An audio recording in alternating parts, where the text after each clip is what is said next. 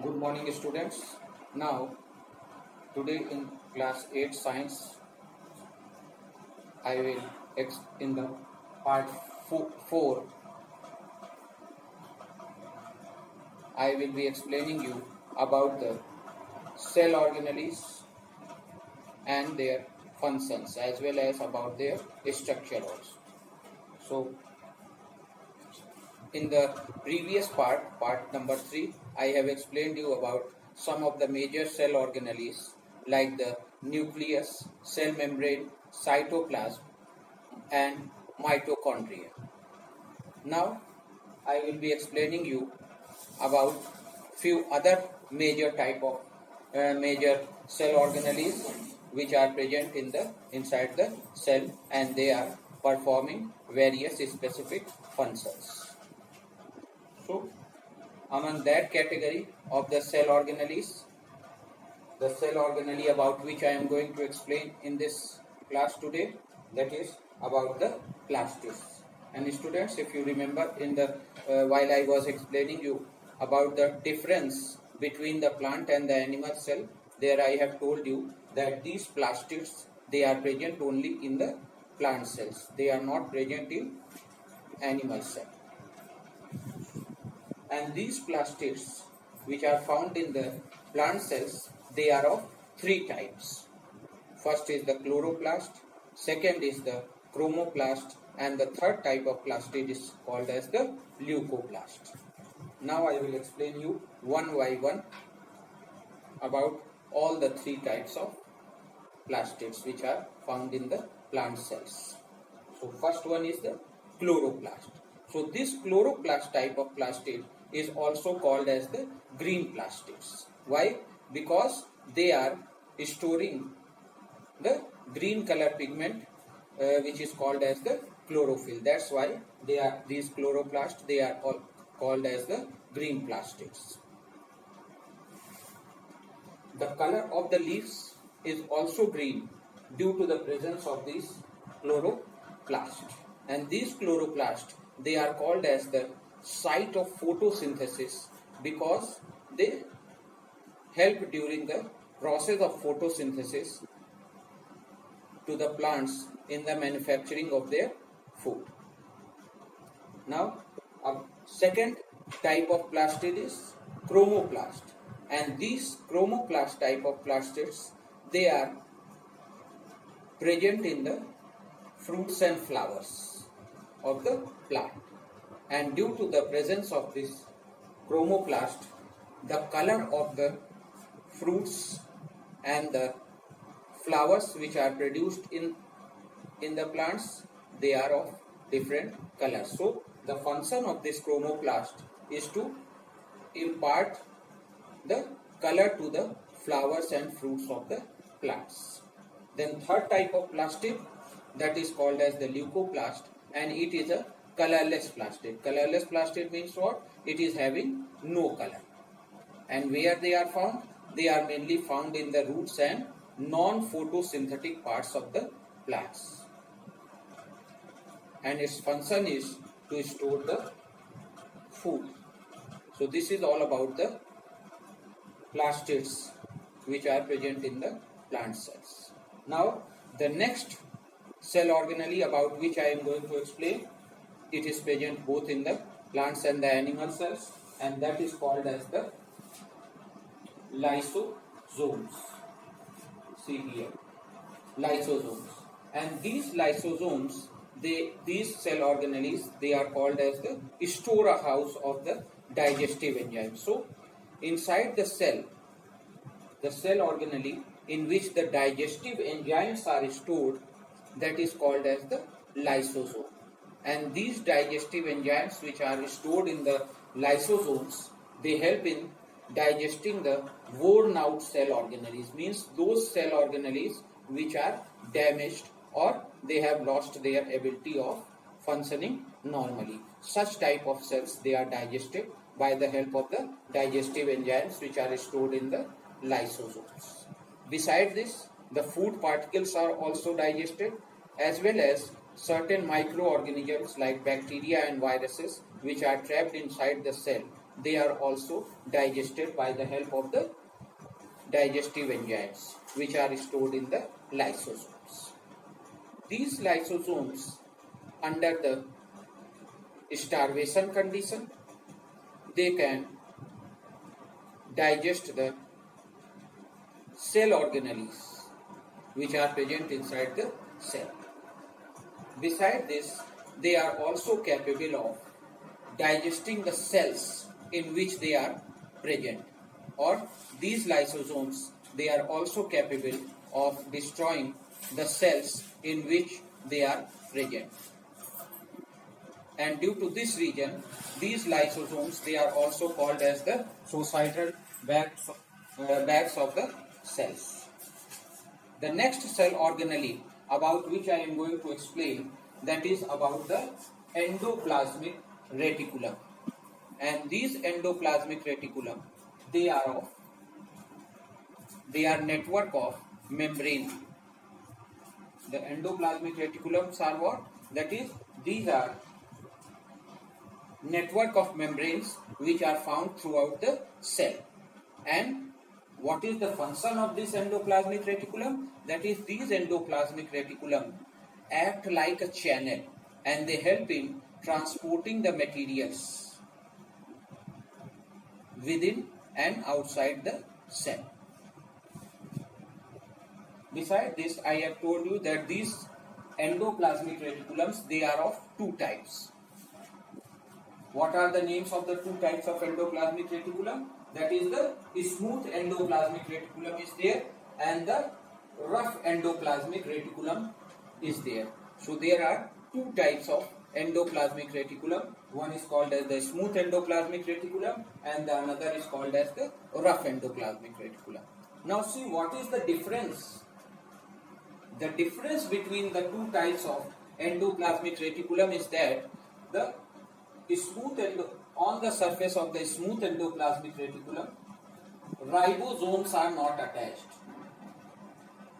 and due to this reason they are called as smooth endoplasmic reticulum. And the function of these smooth endoplasmic reticulum is that they help in the formation of lipids. So this is the function of the smooth endoplasmic reticulum. Now the second type of endoplasmic reticulum, here you can see that the ribosomes, they are attached on the surface of this second type of endoplasmic reticulum, which is called as the rough endoplasmic reticulum.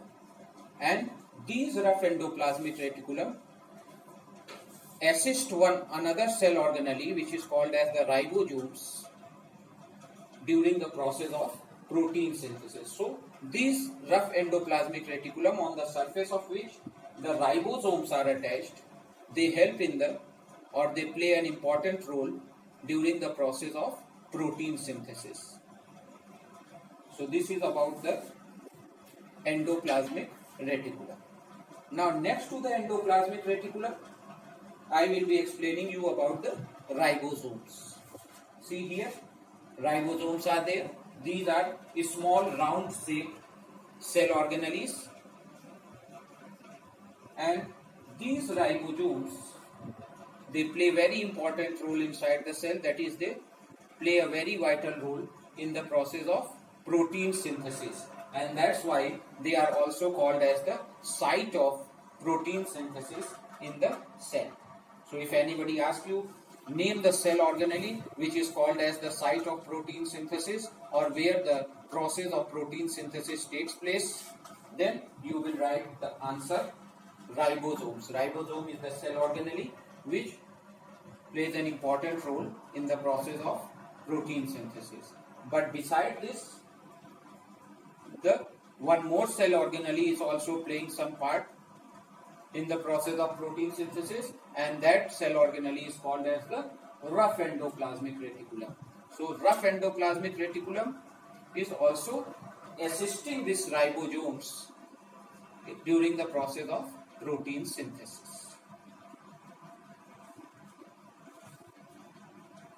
And these, one more point is there, that these ribosomes, they can be found inside the cell in free state. Like here you see, they are found in free state, but beside this they are also found in attached. They are also found attached to the surface of the endoplasmic reticulum, as you have seen in the case of rough endoplasmic reticulum. So in two states they are present inside the cell. Either they are present in free state or they are attached to the surface of the endoplasmic reticulum. The next cell organelle about which I am going to tell you, that is about the Golgi bodies.